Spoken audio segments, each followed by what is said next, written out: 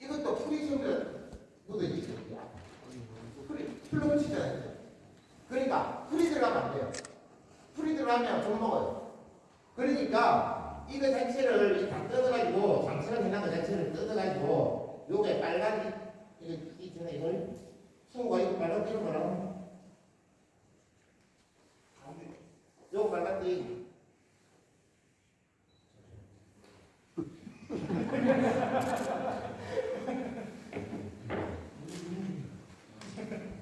우리 설명자한테 총괄팀장이거든요. 전공기지고 저는 전공이 이게 아니에요. 지는 전공이 이거예요. 지가 알아야지.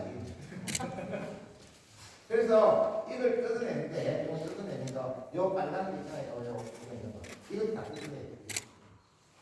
이 뜯어내가지고 그래서 딱 한데 유물을 이게 어디서 도난 많이는 유물이 보면 여기 딱 뜯기고 여기 딱 뜯기는 거면 그냥 복장에서 나옵니다. 100% 이렇게 돼 있어요. 오케이. 그래서 이게 보면 끈을 안 매고 딱 여기 보면 이런 식으로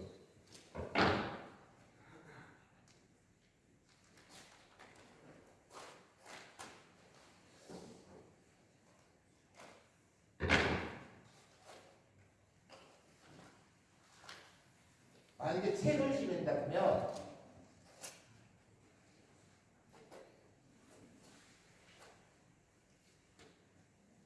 이렇게 있습니다.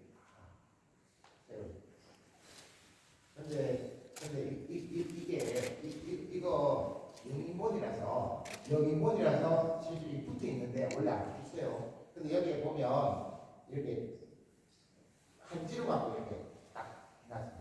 이 영인본이라서 이거는 쉽게 말하면 인쇄본이거든요. 그래서 이게 지금 붙어 있는 거지 원래 안 붙어 있어요. 이렇게 딱 이렇게 해놨어요. 한지를 꼬아가지고 이렇게 안 붙어요. 그런 게 안 보이거든요. 그러니까 대부분 그런 식으로 되어 있다. 그렇게 생각하시면 돼요. 책에 되어 있어요.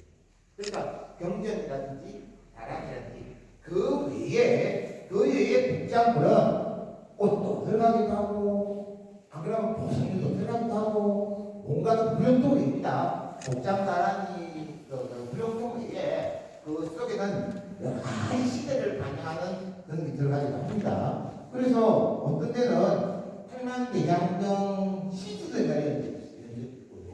그리고 또 뿐만 아니고 그 사찰의 기록을 영상화시킨다든지 그렇게 해가지고 외장 사진을 찍기도 하고 뭐 어쩌면 그렇게 해요. 사진을 찍어가지고 찍기도 하고 그렇게 합니다. 그래서 그 지금의 복장 형태하고 예전의 복장 형태하고 지금은 좀 이렇게 좀 달리하고 있는 것들이 여러 가지 있어요. 그래 그거는 각자가 복장함에 있어서 그 사찰의 그겁니다. 그래서 내가 지금 아까 전에 이야기했는데 스님하면 구령통을 만들고 이거 자체는 어떤 식으로 형태랍니까? 똑같이 구령통을 만듭니까? 그러니까 그 이야기를 했는데 그게 아니고 그 사찰의 특징에 따라서 또 의뢰자들의 특징에 따라서 고려시대의 구령통 형태를 만들기도 하고 조선 전기의 구령통 형태, 중기의 구령통 형태, 조선 후기 때의 구령통 형태를 만들기도 합니다. 그래 그거는 그 사찰하고 그 의뢰자의 사찰과 합의를 해서 어느 정도의 그걸 복장을 할 것인지 그러니까 결국은 돈을 받아 쓰냐 이거거든요. 그러니까 그 어느 정도의 예산이 소요되는에 따라서 실질적으로 정합니다. 그래서 어떤 데는 복장이 굉장히 화려하고 어떤 데는 복장이 간편하고 그거는 그 의뢰자의 능력에 따라 달렸다. 그래서 복장 법사들이 거기에 대해 수준에 맞춰서 그래서 복장하는 거지 딱 이렇게 하라라는 그건 없어요. 이렇게 하라는 건 없기 때문에 그렇다라는 자체를 말씀드리고 싶습니다. 이 정도 설명 여기까지. 자, 질문 있으면 누가 질문하죠? 지금 보세요. 아까 빨간 거 이야기 안 해줬어요, 선생님.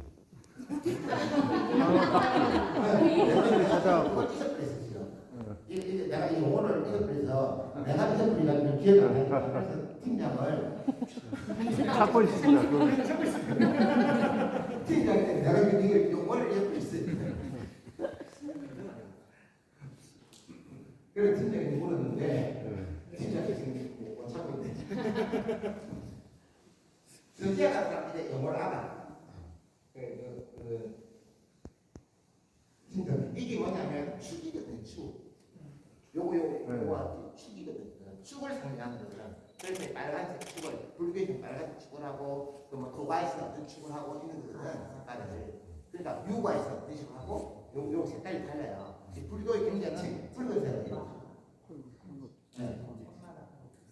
네? 아니 책마다 그런 특성을 가지고 있다. 예, 그 종교에 따라서. 그러니까 유교책, 도가책, 불교책. 그럼 유교책은 도가책은 까만 거, 불교책은 노란 황색. 이러잖아요. 그 표지에 따라서 이게 표장이 다르거든요. 이게 표장이 다르고. 이것도 요즘에는 뭐 천으로 비단으로 하지만은 실제 능화판으로 해가지고 있거든요. 능화를 찍기도 하고 있는데 능화도 저 방식으로 찍어요. 능화도. 아니 그러니까 밀랍칠 해가지고 이 한 개가 밀랍칠 해가지고 집에 해가지고 그러고 또 이게 저 마력으로 움직이면 그냥 방망이로 갖고 막 움직이거든요. 능화를. 그러니까 이 능화 제작하는 거 보신 분 있으세요? 있으세요? 능화판 제작하는 거 보신 분 있어요? 아무도 없어요? 아니 다음에 능화판 제작하는 거 보여드릴게요. 그거 일종에다가 물을 들여요. 황색 물을 들이거든요. 그 치자물들을 많이 들여요. 치자물 들여가지고 배접을 해가지고 그래가지고 그걸 그냥 이렇게 붙이거든요. 이 공간판에 이렇게 목판에 만들어요. 그래서 이렇게 붙여가지고 약간 그 말입니다.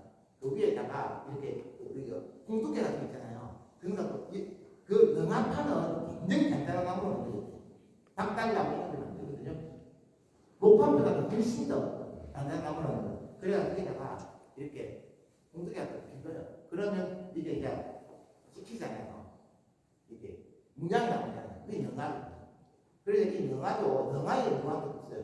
조선전기 때 뭐 강경도감한 능화 뭐 그것도 이렇게 그것도 한번 만들어서 한번 보여드리면 그것도 굉장할 것 같아요. 근데 왜냐하면 책도 제 책장이 지금 없을 거예요. 아마 우리나라에 없어요. 지정된 게 없을 거예요. 제 책이 없을 거예요. 제가 없는 걸 알고 있어요. 그래서 이 능화 만드는 것도 이게 도침 있잖아요. 이거 원래가 종에는 원래가 이게 지금 여러분들